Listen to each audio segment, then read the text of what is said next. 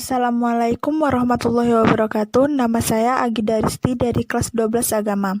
Saya akan menjelaskan tentang pengertian senam dan macam-macam senam, yaitu senam artistik, aerobik, dan senam ritmik sportif.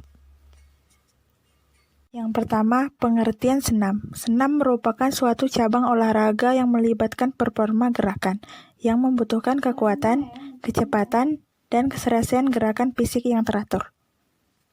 Yang kedua, macam-macam senam. Senam yang pertama, senam artistik.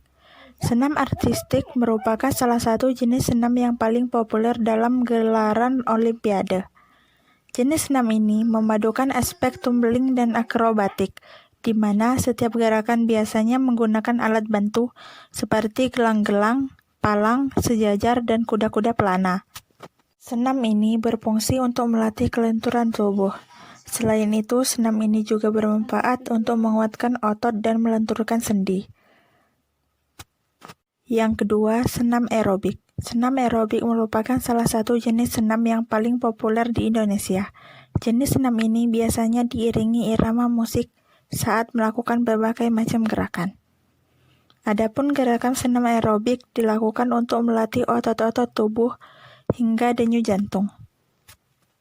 Yang ketiga, senam ritmik sportif merupakan salah satu cabang olahraga senam yang memiliki ciri khas memadukan antara tarian dan balet.